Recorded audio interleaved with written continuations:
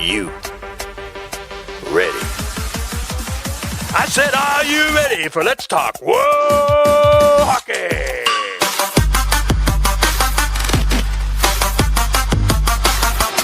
And now, here are our hosts, Beth and Zach. What's going on, everybody? Welcome to the newest edition of Let's Talk Whoa Hockey, episode number 31, season 2, episode number 11. I am your host, Beth, joined as always by my dude, Zach. I am not Zach. That is Zach. I am Beth. I was looking at his name. Zach is muted, so you can't hear him laughing at me right now. Oh wow, hey, first for everything, right? There's a first time for everything. I'm Zach. That's Beth. Welcome to Let's Talk Whoa Hockey. Maybe it's the matching Kaner jerseys. Maybe that's what's throwing me off. Like, yeah, rocking the semi matching ones. I know you got the Reebok. I got the Adidas, but it's not the newest Adidas. It's the full Pilgrim collar, not the half collar. The half collars are nice, but it wasn't on sale. This one was. So I'm not gonna say no. I'm not gonna say no to a Kaner jersey for Christmas. Yeah, so Christmas present got here early. Yeah, I mean, it happens. Hey, I'm not. It's a Patrick Kane jersey. How am I gonna be upset about that? I mean, the fact that it came right before Kaner's birthday too was perfect. Which, I mean, obviously we don't record on Saturdays, so happy belated birthday, Patrick Kane. His birthday was on yesterday. So I keep forgetting that we're now releasing on Sunday, so I can say yesterday and it'll actually mean Saturday and not Sunday. So, well, can we talk about I think it was not this last game, but the game before when the team was back home. That video of Kaner's waving to PK3. Oh, my heart. Like, the feelings. It's kind of like I think it was Bar Down posted it the other day. It was a video of Nas waving to his daughter. And it was like captioned like girl dad. Yeah. And he was just like all the way across the rink because she was like by the half wall. Yeah. And he was on the other side, like close to the blue line. And he was just it was a perfect moment. Also, Archie DeBrincat just turned 6 months old. Wow. Which is like, what? I mean, cute little dude. I'm sad that he doesn't get to grow up with PK3. But we have happy Hawks things to talk about. We're recording before the game, obviously, because tonight's an important night. The only player to ever wear the number 81 for the Chicago Blackhawks is having his jersey retired. Hossa is going up into the rafters this evening. It's really exciting. I mean, I was there for his one day, even though I didn't know that was going to be the game. Perfect. What are the odds of that, though? I mean, it was like the hockey gods smiled and were like, first game at the UC. You need something good in your life. So your first ever game at the United Center is going to be the same day that Marián Hossa signs his one-day contract and officially retires as a Blackhawk. And for the fact that you were like, what, second row? There weren't really rows, but you were like but I was like close enough to see the man cry. Like I saw tears. Yeah. And just, I mean, Dad and I were close. Announcer Dad and I we got there. We were maybe the second or third set of people in line, and we didn't want to be like squished up against the barrier. So we kind of like took our stance and let a couple people file in front of us. But no, it was a really cool night. I've got the little pennant hanging up on my wall. And they announced that night that jersey retirement was happening the next year, and we're at that game. Yeah, we're finally here. I mean, the demigod himself. It's just how cool is it though that the fact that he was at the CHGO studios to do an in-person podcast with those guys, like with Jay, Greg, and Mario. So almost a Mario, like Mario Brothers, Mario Lemieux. I mean, yeah. I don't think Mario Tabiasi is gonna be upset about that when you pronounce it like Mario Lemieux. So no, I don't think Tabiasi is gonna be upset about that at all. No. I mean, having your name mispronounced like a legend, like Mario Lemieux. I mean, okay. Hey, you know what? Crossing our fingers. We are hoping to try to work something out to get him on the podcast. So maybe we'll bring it up to him. It's like, hey, we accidentally mispronounced your name as Mario instead of Mario. Are you sad? And he'll probably be like, no.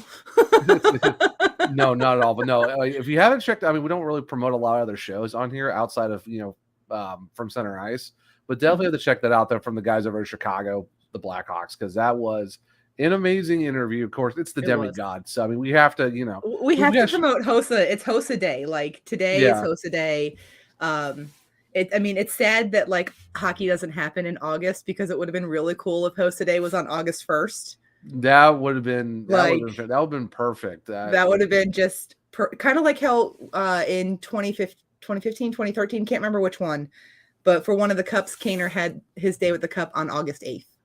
Yeah. And it's like, I would say if do the opposite, do like January 8th it's just, you're kind of reversing the number a little bit, but because that is like the European style. Exactly. Where it's day, month, year. So like the 8th of January would also work. Yeah. So that could have worked if we did January 8th, but damn the marketing department of the Blackhawks. They missed the mark on this one. hey, Danny, if you listen to this podcast, how about you hire us and like, we'll, help you out. And also, Danny, if you're listening, like, shoot us an email, slide into our DMs. Like, we'd love to talk to you. You should, Danny, you should be following us at Talkable Hockey Pod. Okay, that was I have to say that was pretty good. That was a nice transition. And I'm sure he's watching on YouTube where everybody else should be, which is Let's Talk About Hockey. And Danny, just shoot us an email at letstalkabouthockey@gmail.com, and we'll set up a time where you can come on the pod and talk about the team that we all love, the Chicago Blackhawks.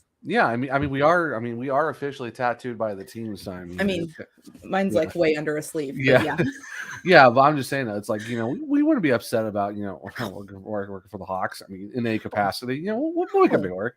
We'll make it work. I mean, like, I 100% would move from Florida to Chicago and deal with winter to work for the Blackhawks. Like, yeah. I mean, like, okay. We just gotta make sure to live close enough so we can just carpool to work, save or that we money. Can just take the L.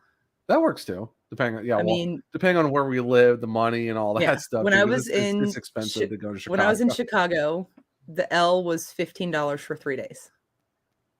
That's not bad. In terms of living there, I know it's not.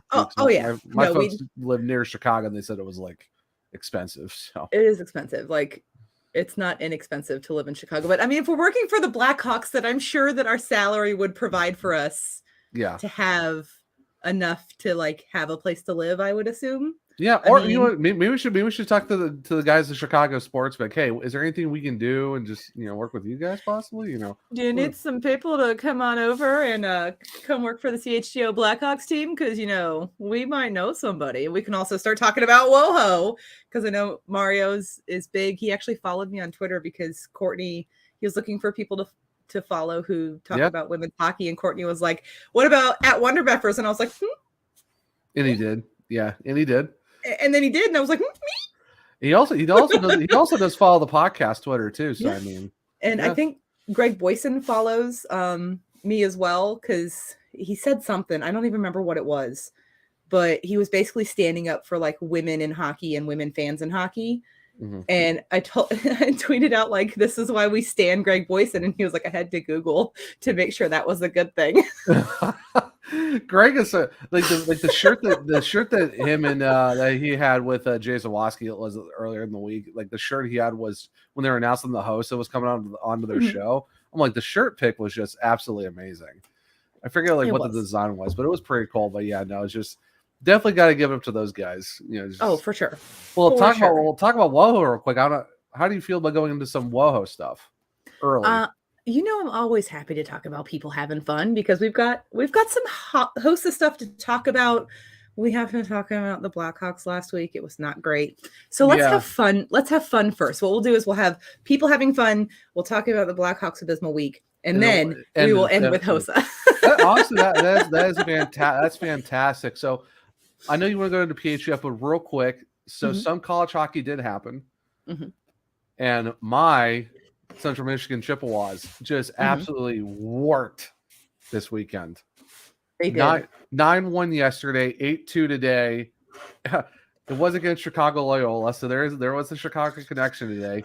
Yeah, but I mean, honestly though, fire up Chips. What a freaking weekend to have.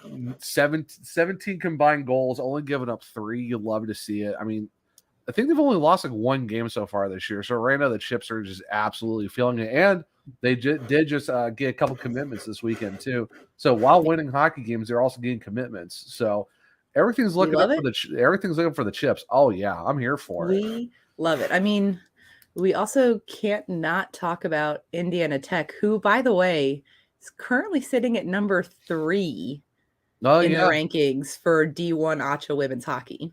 Yeah. It's still so hard. Like I see like game days, but then like nothing after that. So it's kind of like, guys.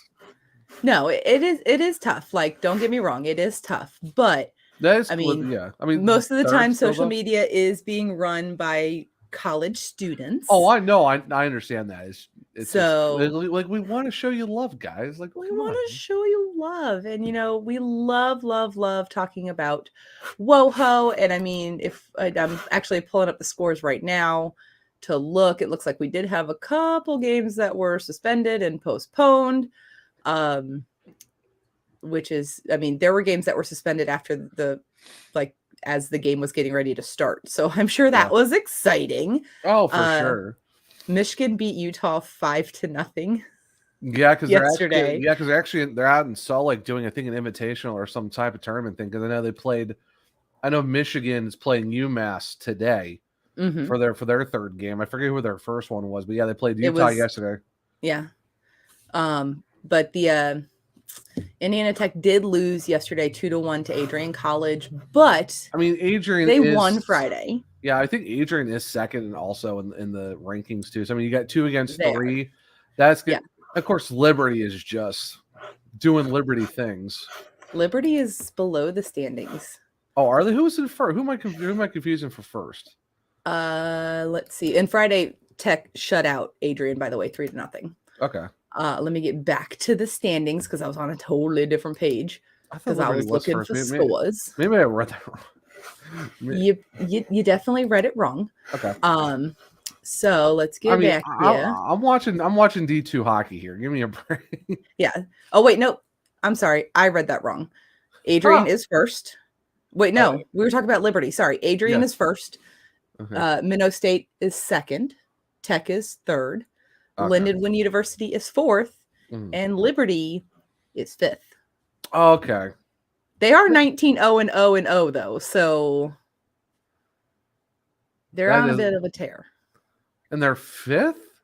They are fifth because they've only played 19 games, whereas Adrian's played 33, Minnow State's played 29, Indiana Tech's played 31, Lindenwood's played 27. So Liberty's a little bit behind. That's why they're a little bit lower because of the fact they only haven't played enough.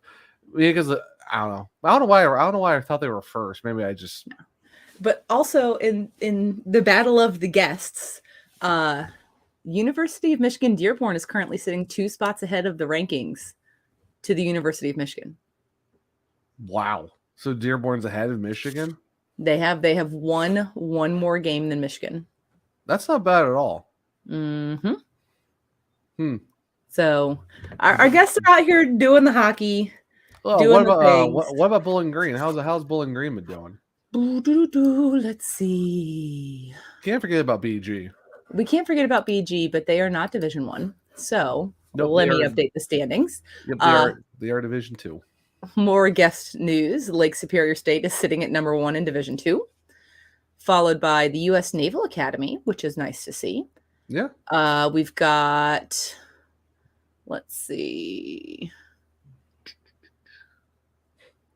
I'm looking. Bowling Green currently sits at 39th. Okay. What's Division 2? What's their record this year? 3-18. I mean, because technically it is like their first full season, like their second season. I think it's their first. I think they said it was their first full season. Yeah, so I mean, you're gonna have growing pains your first year as a team. Oh, for sure. But I mean, hey, you know what though? You love to see you got more hockey teams, and it's true. Jenna and Chloe were great to have on. So I mean, we got to support all of our guests who came on, and just there are 54 teams in ACHA Division 2 women's hockey. That's a lot of teams. Well, okay, where's Central Michigan though? Because you didn't mention my team. Where are they sitting? Let's see. I'm scrolling. Just bear with me. Central Michigan is currently sitting at 33rd. This feels wrong because I know that they're not 4-17. Oh, because this is last year's rankings. I was going to say, I'm like, what? Okay. So this because it was on. Oh, I like this so much better now. I went to this year's rankings. Sorry, guys. Rewind. Erase everything that I just said. Because Indiana Tech is number 1 for Division I hockey. Oh, man. They are 13-2. This makes much more sense. So, and then we've got Midland, Miami, Colorado State, Adrian in 5th. University of Michigan sits at 9. Dearborn sits at 12. Liberty is in 15th. Okay. And Lake Superior State is in 28th. Yeah, because Lake Superior State's Division I now. Yes. Okay. And then when we go to this season's Division II rankings, we have the U.S. Naval Academy sitting up top. Delaware, Providence, Villanova, West Virginia, Maryland, and then Liberty's Division II team. Central Michigan is sitting at 8th. There we go. We've got. Sorry, I'm scrolling. If my math is correct, they should be 7-1 or 9-1. 7-1. 7-1. Okay. So I was right then. Yeah. You were correct. And then let's see, Bowling Green is in 39th. Okay. They're 0-6-1. Okay, so this is their second season. So point still stands. You're still gonna go through some growing pains your first couple of years as a program. But also, even better news, there are 63 teams in women's Division II hockey. 63. You love to see it. And there are 31 teams in Division I. That's just that's beautiful. You know, maybe we need to talk to the ACHA and see if we can become an official ACHA podcast just because of the we love our ACHA. We don't really talk NCAA. We love the ACHA. ACHA, just a quick note, your standings should be going to 22-23 this time around, not 21-22, because that was straight for I Googled ACHA women's hockey and clicked on the link for standings and it defaulted to the 21-22 standings. So close, but no. And the drop down menu, it's 202 and then it cuts off. Oh, oof. So it was hard to see that this is not the correct year. So, but Tech is number 1, baby. Number 1. Hey, that's not bad for Tech to be number 1 in Division I, but hey, watch out for my chips. 7-1. Mm-hmm. Looking poised this year. I mean, they're looking good. It's shaping up to be a good ACHA women's Division I and Division II season. I mean, I know there are 90 plus teams in ACHA women's hockey. 90 plus. I mean, I know we're only 8 games into the season for the chips, but Natty watch. Child. Now, hey, you're in Division I. Calm down. Before we start talking about PHF, we are going to highlight one of our sponsors. So we've got In the Clutch Apparel. If you head over to intheclutch.com, they have a ton of officially licensed merchandise. If you use our code WOHOCKEY, you get 10% off. They've got vintage hockey. They've got baseball, all the things. I mean, I don't think there's a sport that they don't have some sort of gear for. And I mean, who doesn't want to rock a Hartford Whalers or a Cincinnati Mighty Ducks t-shirt? Yeah, Colorado Rockies, the Chicago Cougars. Atlanta Thrashers. The Atlanta Thrashers.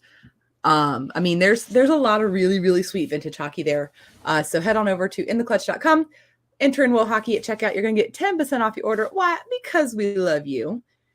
And Zach, were you as excited as I was for Friday night PHF hockey? I mean, it's PHF hockey. Who wouldn't be excited for that? But it was Friday night PHF hockey. That is kind of. Yeah, I mean, it's pretty. I mean, it's regardless. It's still pretty awesome. Yeah. We got Friday night hockey. It's we got some home opener. Maybe some home openers, but we got new teams in new places. We did. Sellies on sellies on sellies. It's just, games postponed. Sadly, there was no whale hockey this weekend. Zach and I were like, when the games were postponed, I messaged Zach. I was like, whale this weekend. Sad face. The bad thing too is that Buffalo, like they're saying Buffalo's going to get hit with more snow. Yeah. Like today and tomorrow. Like they're going to get more feet than they've already gotten. Yeah. Buffalo's getting just land blasted by snow right now. I mean, it's the lake effect. Lake effect snow. If no one has ever dealt with lake effect snow, it is no joke. It is insane. My grandma lives in northern Michigan, so I've dealt with lake effect snow before.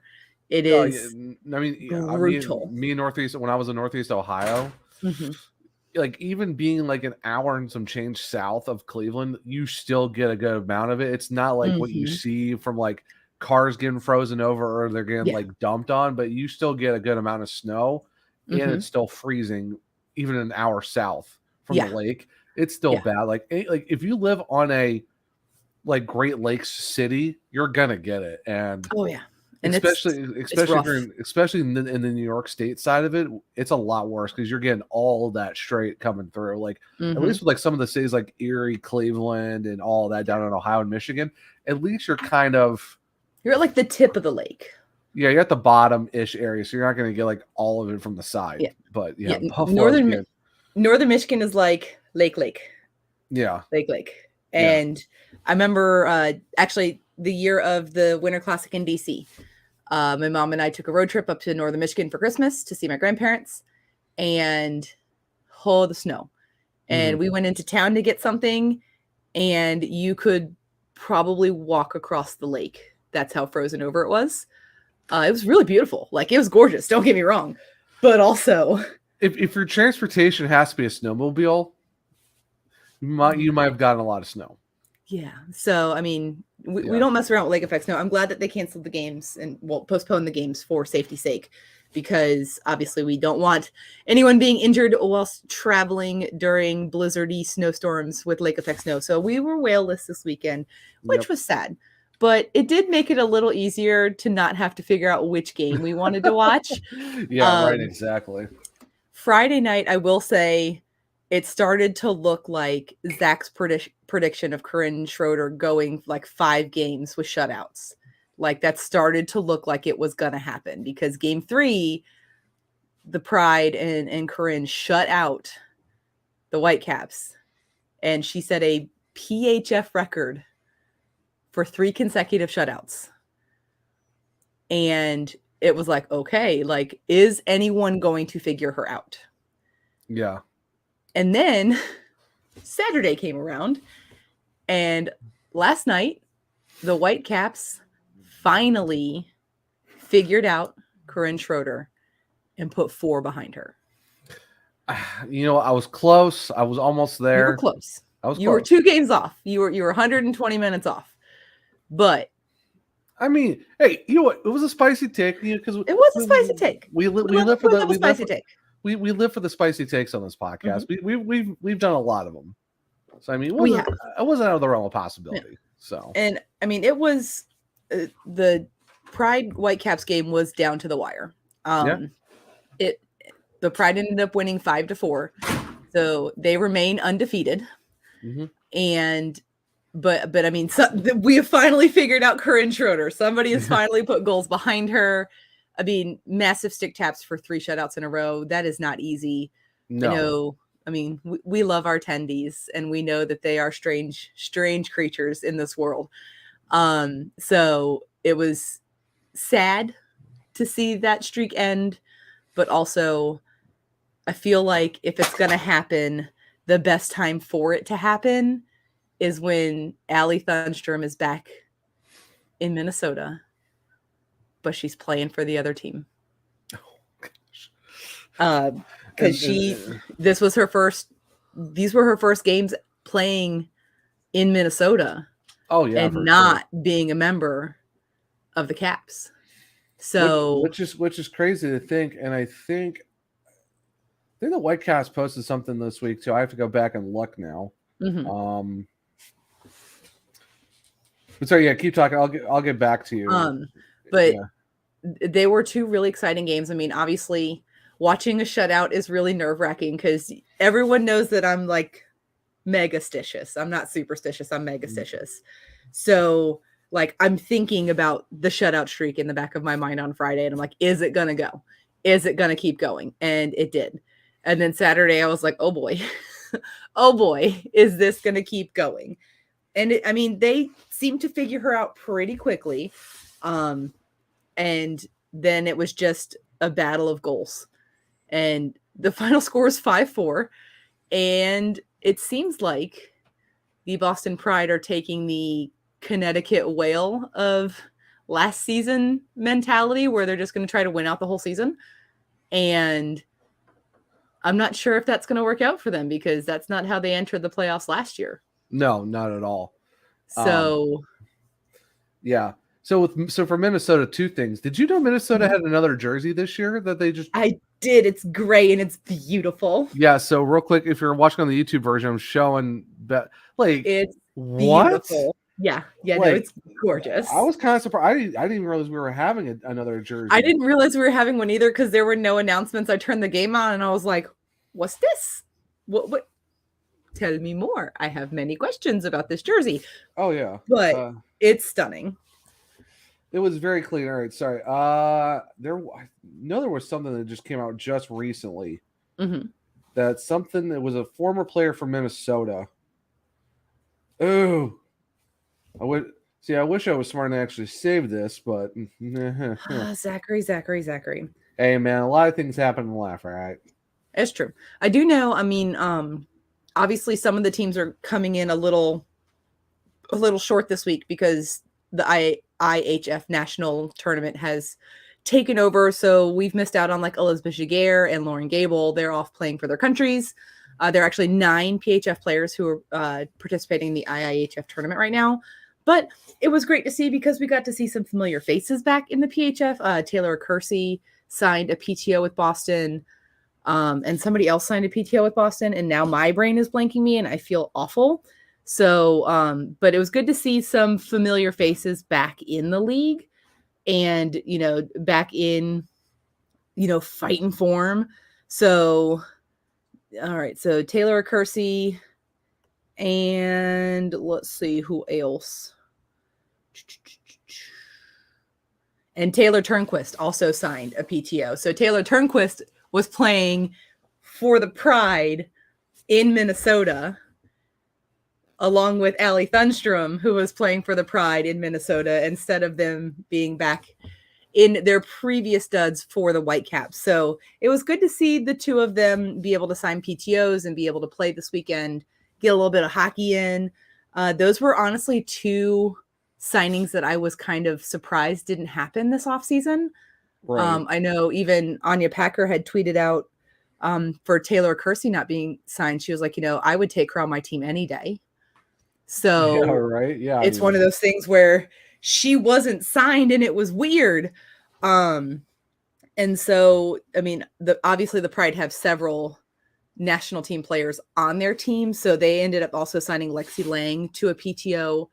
They had 3 players on PTOs this weekend because they had to fill some roster spots. I mean, when national team takes priority, which for all of them it does, obviously playing for your country is a massive honor. You've got to find somebody to fill those skates, and I'm glad that they got the 2 Taylors and Lexi in there to take on those roles. I'm sure, playing again in Minnesota was probably a little different for Taylor Turnquist and Allie Thunstrom, because they're not used to being on that side of a Minnesota Whitecaps game. They're used to being in their Caps jerseys. So I'm sure the fans in Minnesota were super happy to see them all back. Oh yeah, definitely, for sure. It's good to see them back. But yeah, I mean, you can think about just the fact that you're going back to teams that you're usually, known with playing for, and then you're going back on, oh, okay. Mm-hmm. So like new threads, new everything, like that is definitely a different thing.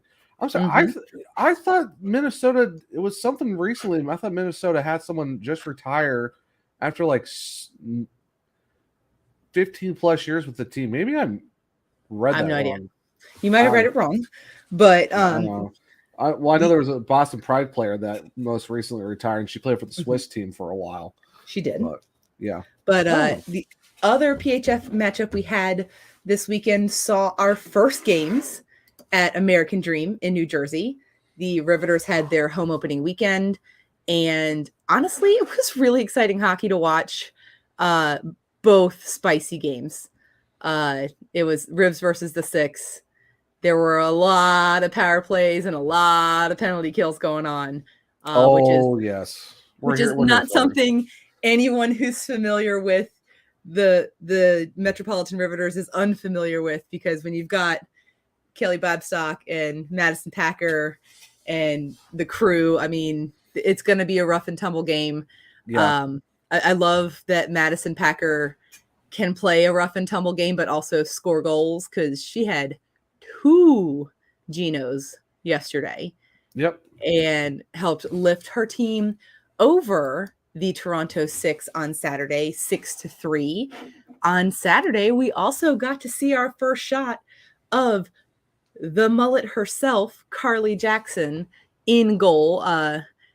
Partway through Saturday's matchup, Elaine Chuli had to go ride the pine, and the Toronto Six put Carly Jackson in. And after that, I mean, the Rivs didn't get many goals after Carly Jackson was in net, and she actually earned her very first start as a member of the Toronto Six today as well. So with Carly Jackson starting, the Toronto Six won their matchup. They actually wrapped up shortly before we hit record today, and it was a pretty decisive win. I believe it was 5-2, if I'm remembering correctly. Yes, it was 5-2. Yeah. It was Toronto Six came to play on the fact that Carly Jackson comes in, only gives up 2, Toronto puts up 5 in front of her.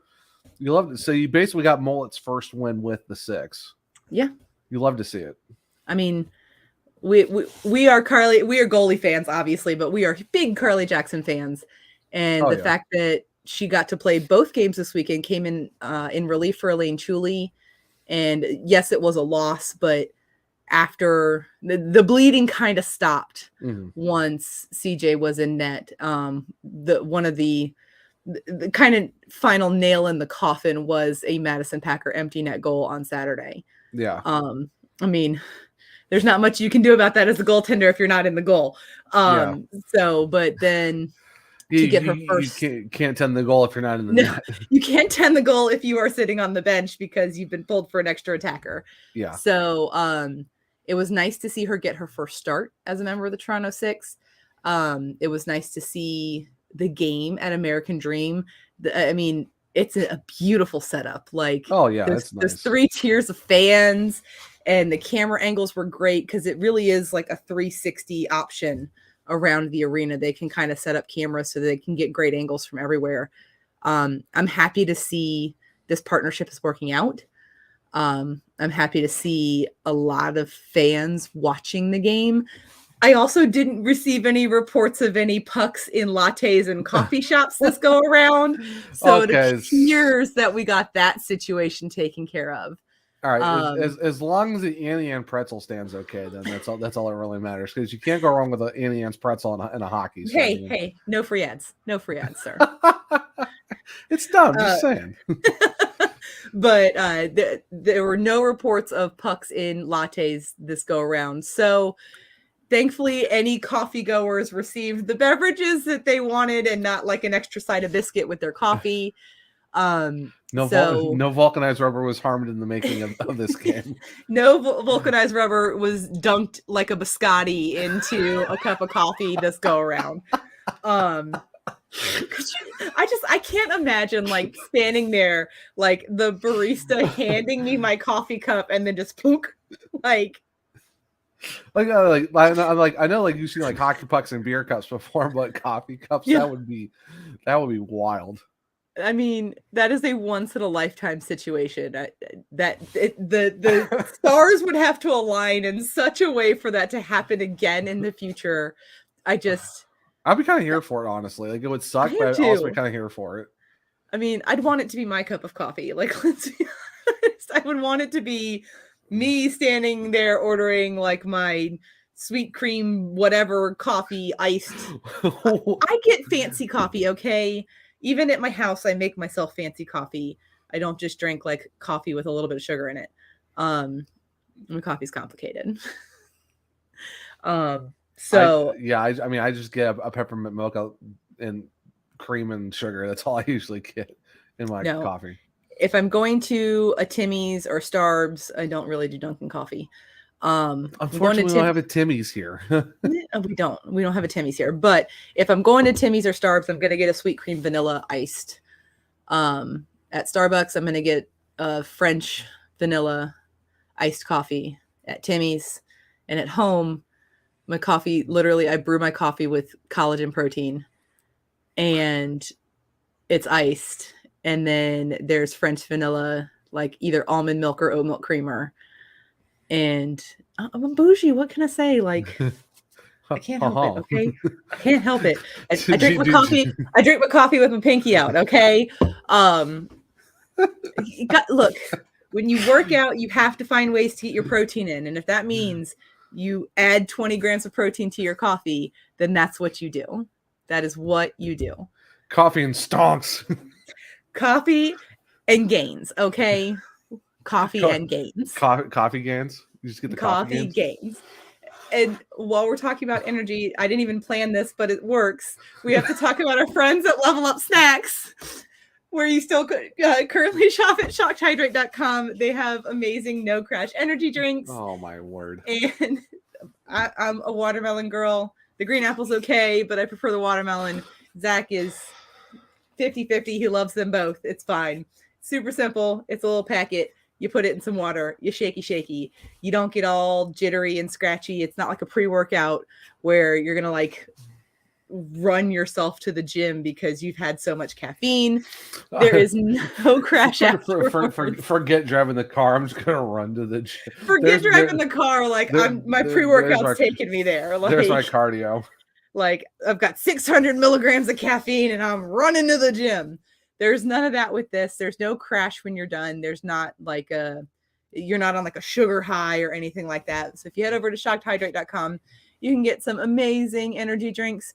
If you put in Whoa Hockey at checkout, you are going to get 10% off of your order because we love you. Again, we want you to save money. It's the holiday season. Save some dollars. So now we have to talk about the not happy things, Zach. Fine, if we have to, but I'm excited to talk about the part after this because I am too. So let's get through the not happy, and then. Well, I only say that because the Chicago Blackhawk guys from SGHO is there right now at the UC, and they are dropping picks on Twitter. I noticed with the like 47 Twitter notifications I got while we were talking about the PHF. Hey man, you got multitask. You got to multitask. So this week, the Blackhawks that we were expecting to show up have finally arrived. They are here. It was not great, guys. It wasn't great. I know the only game Zach was probably happy about was on the 14th when we played the Hurricanes. And the Hurricanes shut out the Blackhawks 3-0. No, that game was absolute torture because I posted a meme on Twitter. Me twice a year when the Hawks have to play the Canes, and it's like I hope both teams have fun because the fact that I grew up liking both teams. Mm-hmm. Yeah, it's fun. It's great. It's amazing having. Yeah, because like you even said, you're like you felt my conflict already, and it was just like I did. Like he posted that, and I was like, I can feel like the internal conflict inside of you. But I mean, at least your team won. At the end of the day, in those kinds of situations, regardless of the outcome, your team wins. Yeah, but it's like a shutout. I kind of wish it wasn't a shutout though on the Blackhawks side of things. I'm all for one of my teams winning, but I wish it was like a close game, not here's a shutout. And it's like the first 15 games of the season, the Hawks were really fun to watch. Like this past week, close. Not so much. They were competitive. Like it was really fun hockey to watch. This last week was like what we were expecting to happen at the start of the season, we were expecting Nightmare Doom getting outscored by 3, 4, 5 goals a night. And that's what we got last week. Last week, we lost 3-0 to the Hurricanes at home. 2 days later, we lost 5-2 to the Blues at home. The bad thing was, though, I actually watched that game on ESPN. On ESPN. I feel bad for Courtney and Jacqueline for the fact that they weren't even able to watch the game because it was blacked out. And it was blacked out. Like, how is a nationally televised? Why did I see ESPN? Sorry, it wasn't ESPN. It was TNT. But yeah, it was a national broadcast game, and it was blacked out in Illinois and Indiana, which is dumb. It's nationally broadcast. That should mean it's not blacked out if you pay for that channel. Like, yes, I understand that TNT is not a part of basic cable. However, if you pay for TNT, you should be able to watch the game on TNT. Because here's the thing, that it wasn't even on like NBC Sports Chicago where you could maybe watch on the local stuff. Like the only way you could watch it was TNT, and they're like, nope, not at all. Blacked out. And like they kept saying, like, I think someone on TNT said, well, this game doesn't count for those in Illinois because the fact you can't watch it is just like, bro. I felt bad for them because the fact that they had Big Hoss at one point on TV talking to them, and we're posting on our Twitter, and they're like, that must be nice. Must be nice. And it's like, I'm sorry, if you could watch it at my house, I would let you, but you're in Illinois and I'm in Florida and you can't do that. Yeah, right. Well, then Jacqueline's like, I kind of understand. So like, I'm happy you guys get to watch it. And Courtney's like, I'm not. I was like, Courtney, I love you so much. I'm not.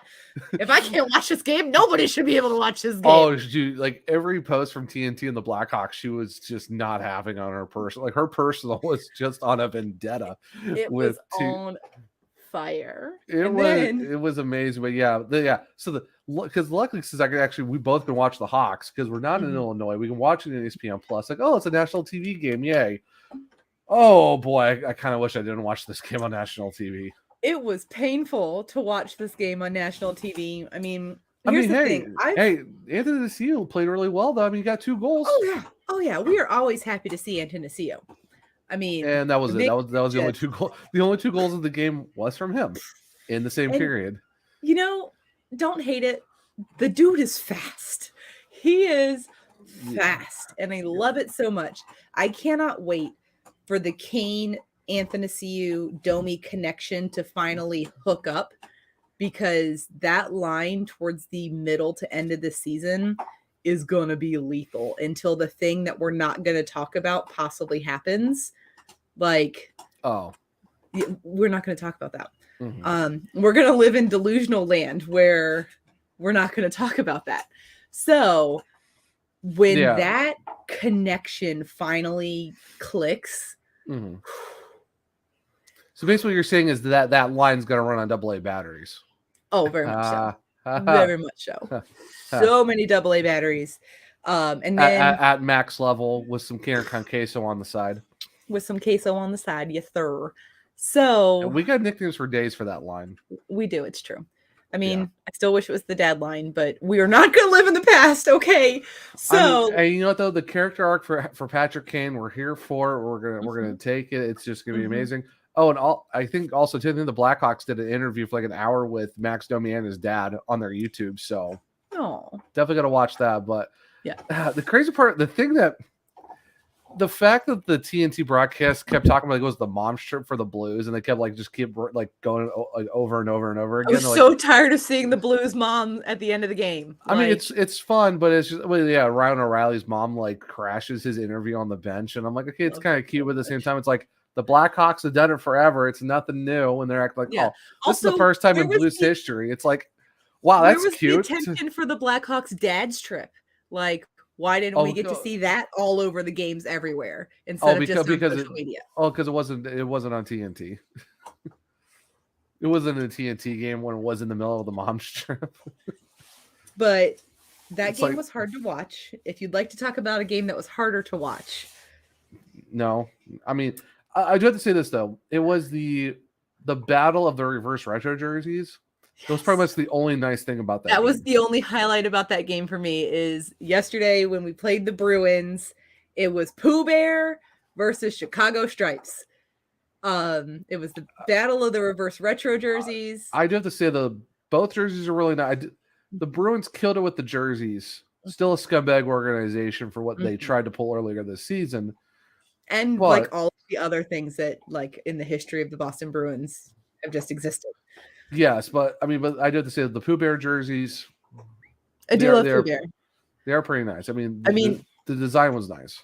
Shout out to Kev at Belly Up because he wants that is obsessed with the Meth Bear Boston Bruins jerseys. And his wishes were answered because that's going to be their winter classic jersey is going to be Meth Bear. No, it's not. I'm pretty sure that he posted that. Please tell me it has to be a joke. Please tell me that. I don't know, but there are some people who have some sort of sick fascination with OG Boston Bruins Bear who is affectionately named Meth Bear. That's just like that's the meth saber-toothed tiger from the freaking Preds. Oh my gosh, I love the Pooh Bear jerseys. Kev hates them, and when they came out, he was like, nice, I hate Pooh Bear, and I was like, you will take Pooh Bear and you will love him. They are so nice though. They're so nice. I do have to say, initially I didn't like the Blackhawks jerseys when they first dropped because they just look kind of meh. I love them.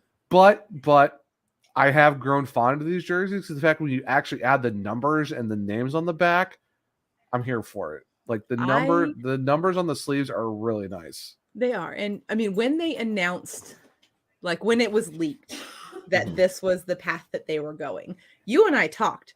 I was excited about it. I was excited. I was mad. I was excited that they weren't going vintage Blackhawks logo. Mm-hmm. I was excited that it wasn't going to have. I'm not a huge fan of that version of Chief Blackhawk. I'm just not. Or you mean the one that's kind of on the bottom? No, this one right here, where it's just like the line drawings. That one is okay. It's a little more portrait-like. I just not a huge fan of that one. Yeah, but the white one that you have though. Well, I mean, it's the best. It's this one. That's Winter Classic 2015. Oh no, I know. I'm saying they're just yeah. Oh yeah, but I was happy that they weren't centering the jersey on Chief Blackhawk. Yeah. I do love this logo, but I know that not everyone does. And I understand why some people have problems with it. I tend to lean towards the things coming out of the indigenous communities when it comes to this logo. And they feel that it is respectful to their ancestor. Mm-hmm. And if that opinion changes, I will listen and understand. I know. Sorry, I'm going to cut you off, but it's okay. Go ahead. No. But as of now, like I've always loved this logo. Mm-hmm. I refuse to get the full logo tattooed on my body. I just have the feathers part of the logo. Mm-hmm. Because there's a respect factor in that, because this is as close to a like caricature that's not like comedy. It's not like a Chief Wahoo situation or something like that. It is a real representation of a real person. Yeah. I was happy that they were going away from that. I was happy that they were deciding to go super vintage and super classic with this reverse image of the 37-38 Blackhawks, I believe it is. Yes. Yeah, it's the 37-38 Hawks. Yeah. Mm-hmm. And I'm happy that that's the direction that they chose, because it truly does embody the spirit of a reverse retro. It is literally the reverse of a retro jersey. For sure. Yeah, I mean, and like going back to like, like what they said, like I showed it earlier, like mine is literally just the tomahawks with the feathers, because it's just for me, because honestly, I really like the tomahawk like this. Now, if they threw this on the front of the jerseys now, or their reverse retros now, actually that would have looked really nice though too. Yeah. If it was like this, or like this version with the red tomahawks and the yellow C. But I mean, either version of the tomahawk would have looked good on the front. But yeah, I like that. By the way, was 100% like an error with the Red Sea. That was never supposed to be a thing. The Red Sea. There were many vintage Blackhawks jerseys where the C is red. Oh yeah. And it was always supposed to be yellow. Mm-hmm. But no, I'm glad that the Blackhawks, I mean, they literally took the name Reverse Retro and were like, we got you. Just the name of Chicago. We've Chicago got you on the front. We are going to literally reverse the colors on this retro jersey. Check mark, we win. And yeah, like I said, they have grown on me. Yeah. Unlike the Mitten team, these are actually jerseys that were worn to play regular season hockey and not just like a random one-off jersey from the 90s. The thing is, Detroit has never worn a black, and this is the first time I've ever incorporated black. They're not a black and red team. They are a red and white team. Mm-hmm. That's the thing that annoys me with Detroit is like you guys never associated black with your jersey color ever in your life. Like the only time you might see, I don't even think they even have black in their logo, which is the flying wheel. I don't even think they even have black in that. There's literally no black. I don't even think, like I said, I don't even think they even use black for the outline of their numbers. It is the epitome of let me copy your homework. I promise I'm going to make it look like it's different. And it's completely not. It's not even in the same realm. And they could have even, if they wanted to go that route, they could have just did Red Wings across the front instead of Detroit. Something. If they wanted to go that vintage stripe jersey, they could have gone that route. They could have said, you know what? This is what we're going to do.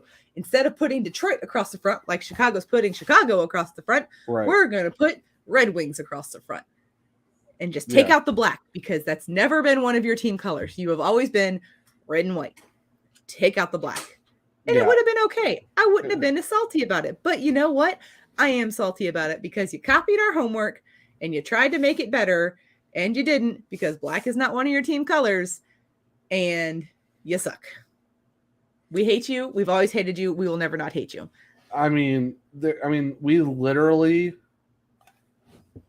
it's like, there's like wallpapers that I used to make that actually had like, it's like, you know, like those wallpapers you can have like it's blank as like whatever time it is. And this team sucks. Like before like all the new updates with Apple did. I literally made wallpapers that said it's this o'clock and Detroit sucks, and it's just the logo and it says sucks across it with one of those big like stencil things. Like I used to post that whenever the Hawks played the Red Wings. I need to bring that back because you do. Because you need to reformat it to the new iOS design. Because I don't know how to do that. I'm gonna have to figure that out. I mean, you can just take a screenshot of your phone and figure it out. But also, like, I would consider replacing my hockey ghosties that are my lock screen background. Oh, yeah? Yeah, because I've got my Corwin hockey ghosties. Oh, okay. They're so cute. I love them. So basically, what you're saying is once I figure out how to make it, that might be it. That might be it. So, okay. The Hawks currently stand at 6-8-3 on the season. It's weird because this is like the first time this season that the Hawks have been below 500, which feels weird to say because we're supposed to be tanking. And I feel like at this point, maybe I need to start thinking about removing the question mark from my hashtag tank for Bedard. Yeah. Wait, sorry. Did we say the score for the Boston game? It was 6-1. I don't want to talk about it anymore. Just for quick reference, 3 goals all week. -11 in goal differential, and that's about it. So Charlie McAvoy, thank God he's on my fantasy team. It's the only reason I can be happy. He had 4 assists yesterday, so I would like to thank Charlie McAvoy, Igor Shesterkin, and Alexander Georgiev for actually showing up to bring me to the lead this week in fantasy because I was down by 10 points before yesterday. I appreciate Tenorti for getting me some points this week. He's the only Blackhawk on my team for our league. Yeah. I have Hawks in my other leagues, Patrick Kane, but I traded Patrick Kane. I know you did. I know for one thing, I'm never going to get him because you trade him to a fellow Blackhawks fan who's not going to give him up. I traded him to Jared. No, you didn't. Jared traded him to Sierra. Right. Well, no, I'm just saying in general. I'm never gonna get Patty. I did not trade him to a fellow Blackhawks fan. Oh, so you traded? I traded him to an Avalanche fan, who then traded him to his fiance. I mean, that was kind of saw that coming. I mean, well, it is what it is. So yeah. But hey, Tenorti, great pickup for me. Yeah. I mean, fantasy owners with Jonathan Taves are probably pretty happy to start the season too, because he's come out pretty hot. Yeah, and that's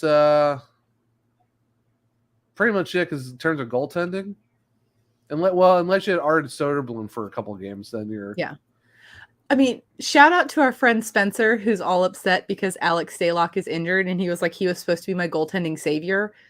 Oh God, no, Sir. No, sir.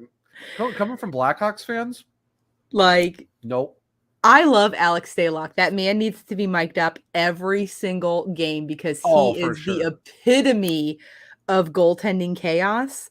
But he should not be the be-all, end-all savior of your fantasy hockey team. That is not what the Blackhawks have on the docket this year at all. Even like Pierre Mrazek isn't even that guy, and he's technically the number one goalie on this team. Like, you have a better chance of Soderblom being your saving grace goalie than he's the third goalie in the rotations. I mean, it's true. It's true. I mean, as the commissioner of chaos herself, she would even tell you that Soderblom is the dude. Mm-hmm. It's just, Spencer started talking trash about Alex Stalock, and then I summoned a Courtney and was like, "Here you go," because we can say what we want about our goalies because there are. It's kind of like your siblings or your family members. Like, you can say whatever you want, but no one else you are not a member of this family. Yeah, you don't get the right to say whatever you want. Yeah. Once you start doing that and you have to summon a Courtney, you know it's game over. Yeah, she put the voodoo on him. I mean, and I love it. Yeah, I mean, we're here for it. We are. I mean, we're here for it. Oh, speaking of Blackhawks, so actually I found these the other day, and I completely forgot. I don't know where these were at, but I'm so glad I found them. They are my home and away Blackhawks. You showed those to us last season or last episode. Did I? Yeah. Oh, well, I'm dumb then. You did, because I showed you my That's my right. as well. Yeah. So see, a lot of stuff happens over the last week. We forget a lot of things. I couldn't even tell you I couldn't even tell you what happened 2 weeks ago. See, it took me a week, and I thought I haven't showed these yet. Yeah, well, now you're gonna get it twice. So, but we've got one more exciting thing to talk about. But before we do, yes. What's that sound? It's Canadips time. So Canadips is our network sponsor. We absolutely love them. Both Zach and I do. They're just nice little 10 milligram CBD pouches that you pop in. The nice thing is you don't need a spitter. You don't have to worry about any of that. You can swallow your own saliva with these. Don't swallow the pouches. Only swallow your own saliva. They're absolutely wonderful. They're good for literally like life. CBD is good for life. It's aches, pains, mental health struggles, sleep. There isn't much in this world that CBD doesn't help with. So you literally just pop it in when you're done. As long as you don't have one of these metal tins, these are OG. Get the nifty plastic tins. If you're not near a trash can, you can just pop the top off, stick your little dip pouch in there that's been used. And then when you get near a trash can, you can throw it away because we don't litter, friends. So if you head over to canadips.com/bellyup, you're going to get 20% off of your order. And they have a lot of amazing flavors. I don't think I've encountered one that I didn't enjoy. And they've got lots of variety packs. And you do get free shipping if your order is over, I believe, $35. So stock up, get free shipping, and 20% off because it's absolutely amazing. And now we get to talk about the thing that Zach has been wanting to talk about for the last hour. We get to talk about the night that we've all been excited for since last April. Oh, yes. When Marián Hossa signed his one-day contract, and during that game, they announced that 81 would be headed to the Raptors. Tonight, the Chicago Blackhawks are taking on the Pittsburgh Penguins at the United Center. I'm imagining it's going to be an insane game. Oh, Marián Hossa, that man. Because the UC has a capacity of like 19,800-ish people. They've sold 21,000 tickets, so we are looking at a standing room only environment. Yeah. So this is from Ben Pope. Like you said, official capacity 19,771 for the arena. They've been averaging 15,053 all season, which is still pretty amazing. 21,000 tickets and counting. Yeah. So we're looking at a vintage Blackhawks situation with standing room only. 110%. 110% capacity.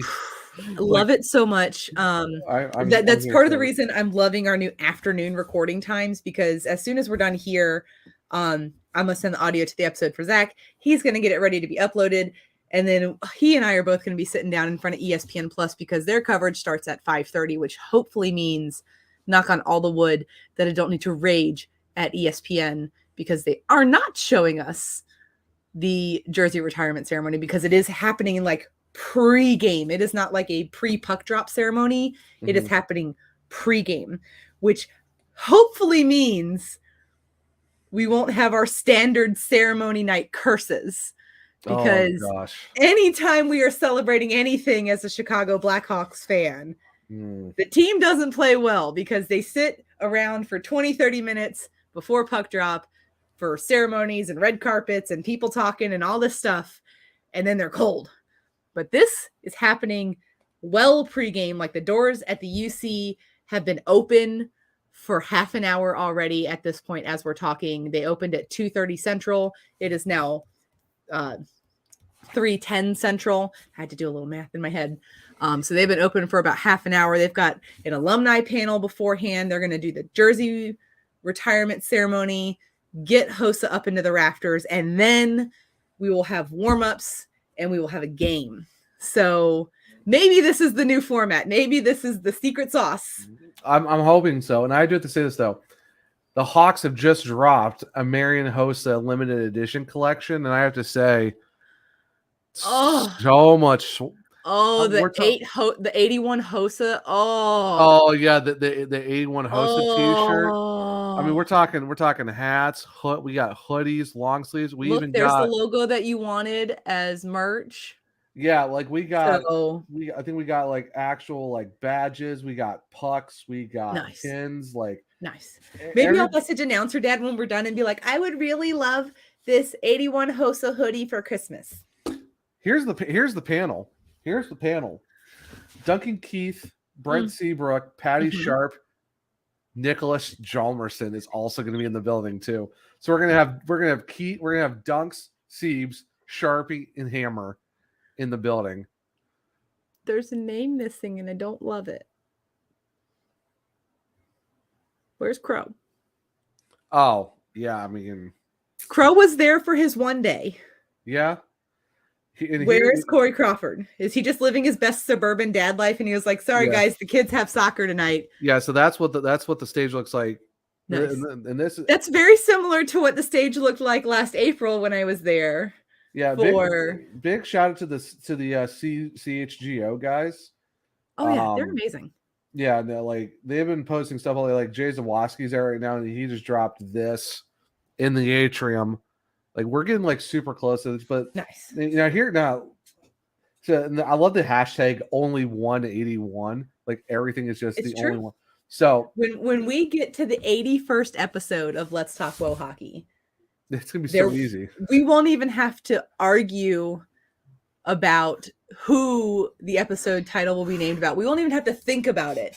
Like today, this is the goalie episode of Let's Talk Woe Hockey, because we couldn't choose between Antti Ranta and Antti Niemi and Craig Anderson and Dominic Hasek and Ed Belfour, because he did wear 31 for one season, and we couldn't give it to him. We couldn't give it to him last episode because it had to be Ray Emery. Like, I fought for that one. It had to be Razor. So this is like the goalie celebration episode of Let's Talk Woe Hockey. But in 50 episodes, there will have to be no guests. Just like in 4 episodes, there will be no guests, because there's only ever been 135. Yes. So we will never have to guess 81 for anything. The answer will always be Marián Hossa, who turned down offers from the Tampa Bay Lightning to come play in Chicago. Well, yeah, which is because if you look at all of his jersey numbers, it's been 18 or 81. Like, that's basically what it is. So thank you to the Blackhawks Instagram team for dropping this, because just absolutely amazing. So 97, he was in the 1997 NHL entry draft, if that tells you anything. I was 11. I was 6. I was 11. So he played with the Senators from 1997 to 2004. So this is the teams he wore 18 with. It was Ottawa, the Atlanta Thrashers, and the Pittsburgh Penguins. This is where he wore 18. It was a national from 05 to 08. He was with Pittsburgh for only one season in 2008. Then he was with the Red Wings from 08 to 09. And that's where he swapped over to 81. And then from 2009 to 2018, he was with the Hawks.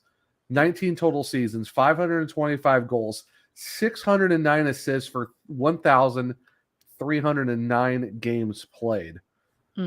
Absolutely insane. All those points is absolutely stupid.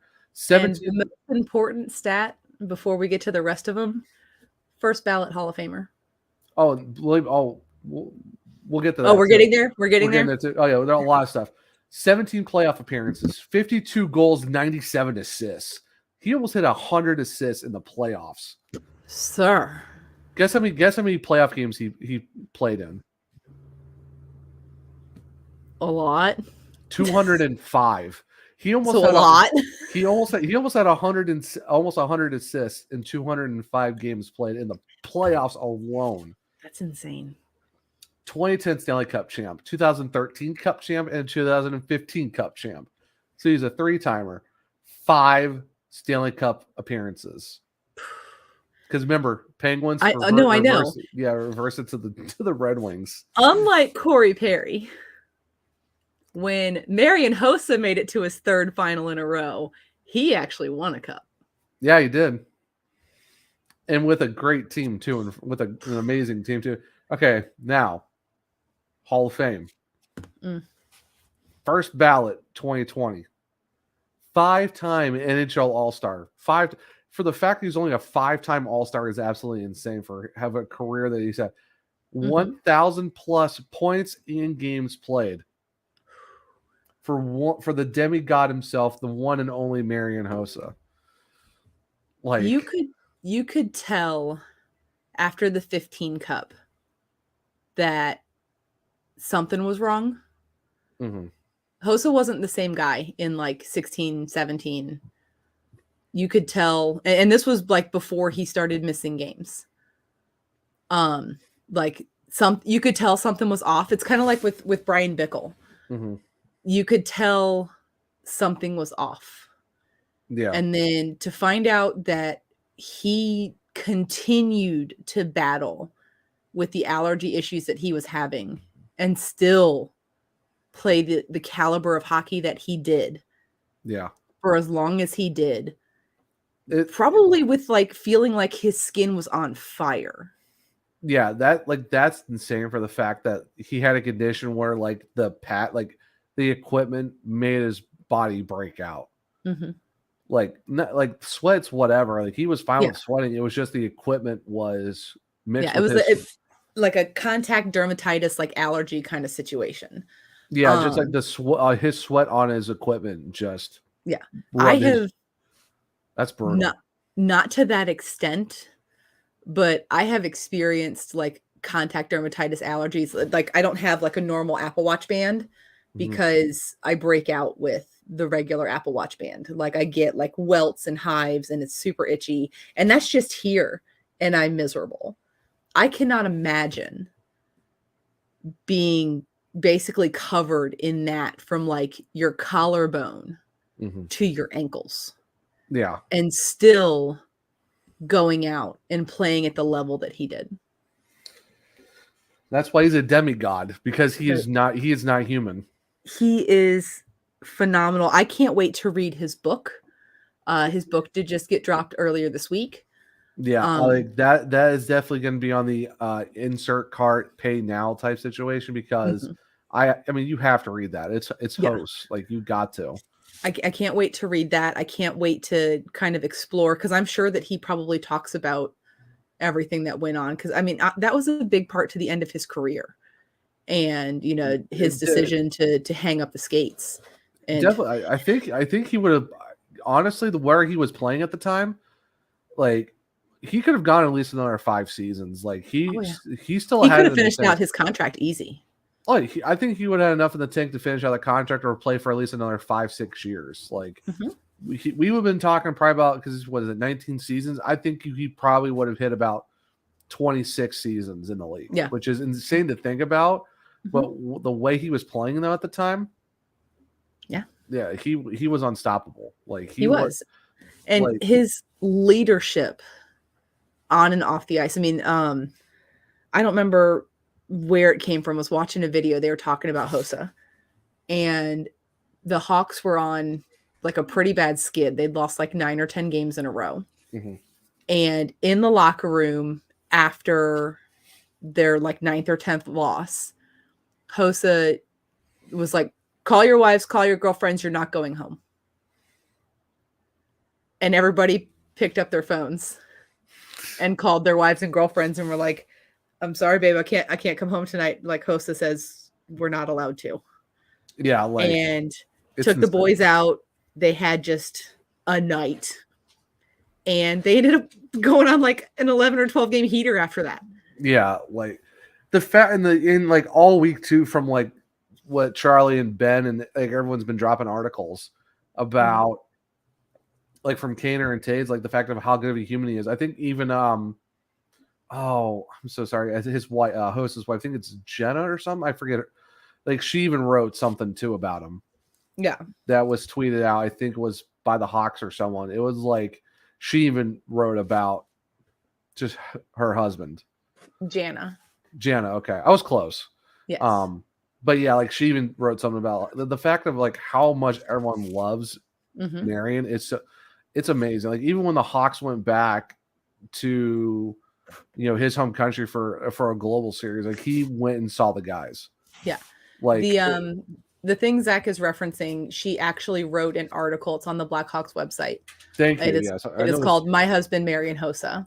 Okay, I knew it was dry. I forgot where it was from, but I know she did something and someone dropped it. Yeah, so it was. But it's on the Blackhawks website. It is a great read. It's not a super long read.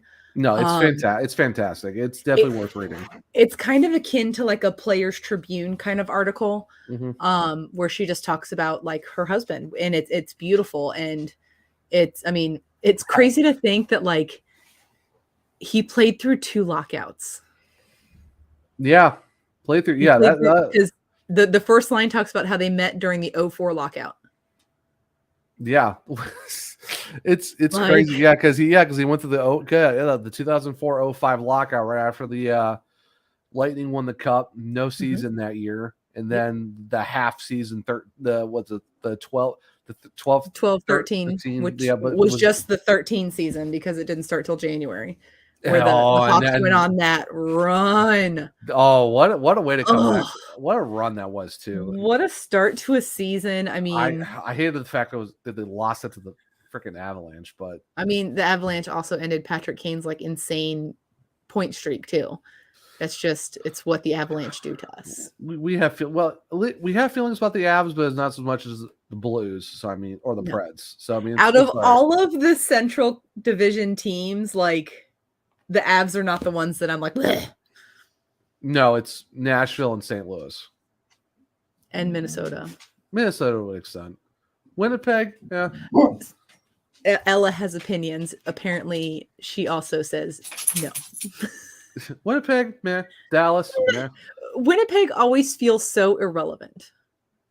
Yeah. Like, so does Dallas. I know that Winnipeg and Dallas exist, but I forget that they're in the Central Division.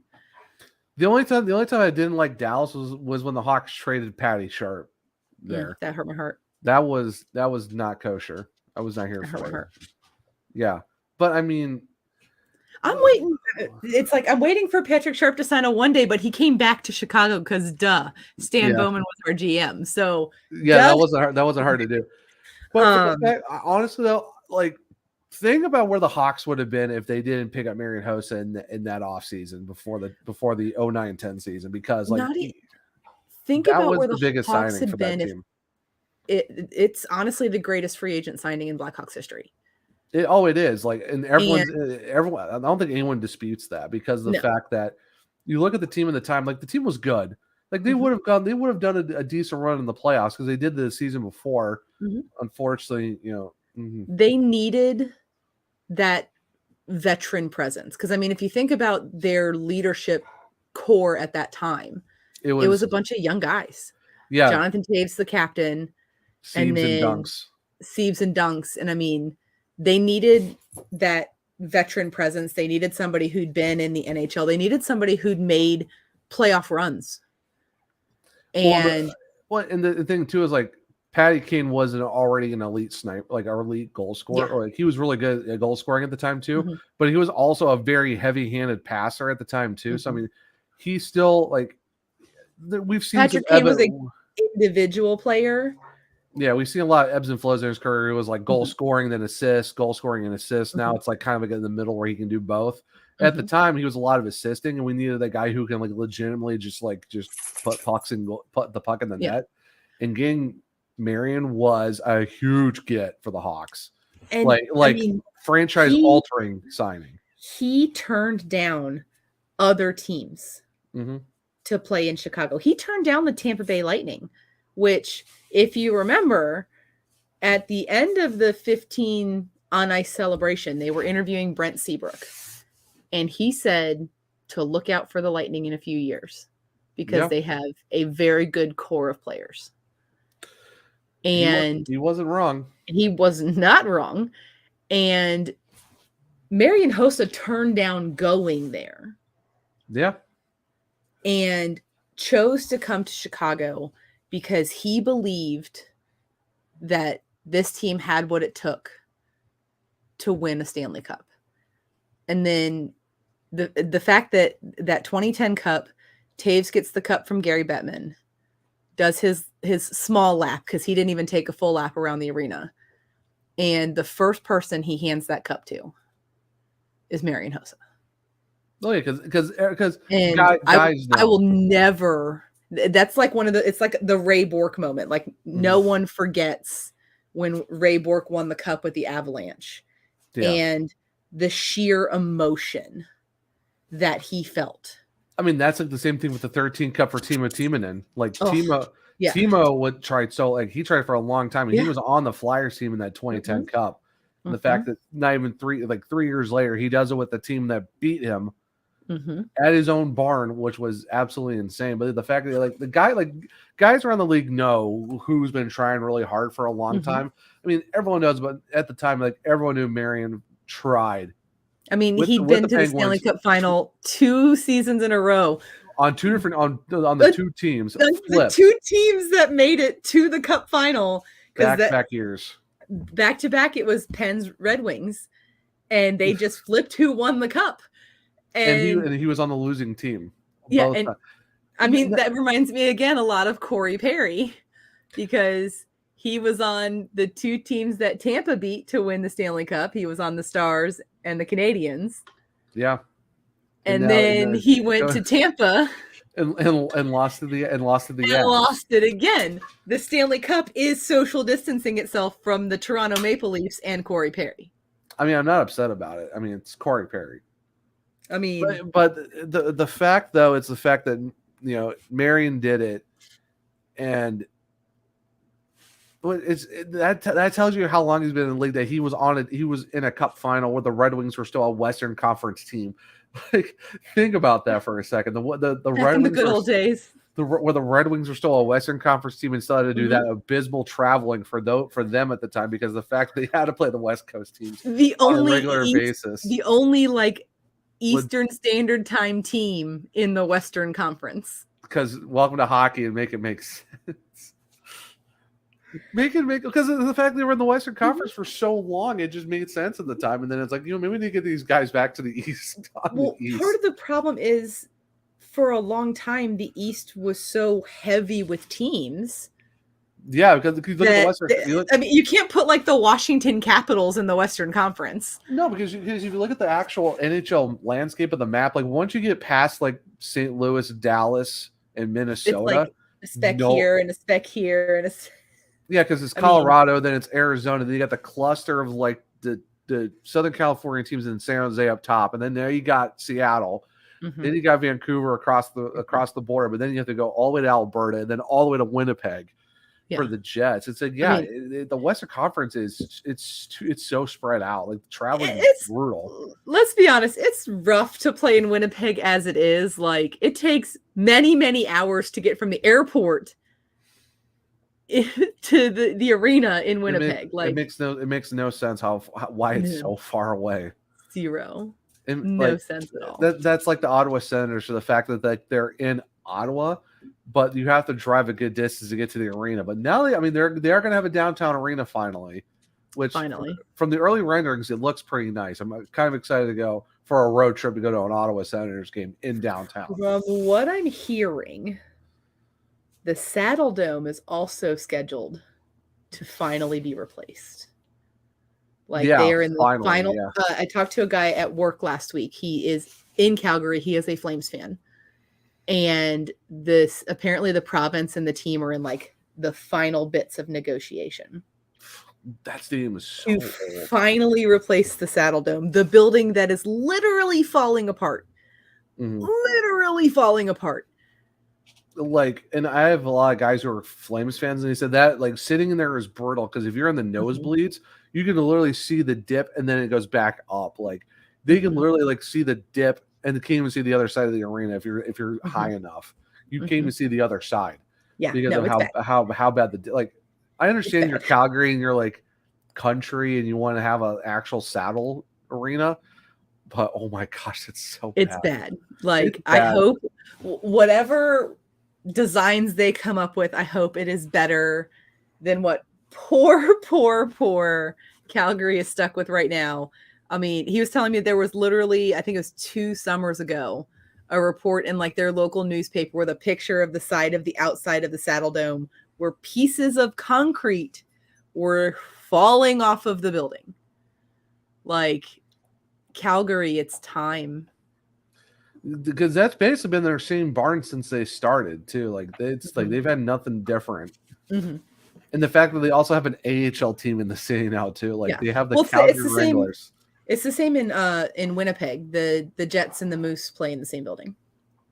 But again, when it takes 8 hours to get to the airport from your arena, kind of makes sense just to have them there.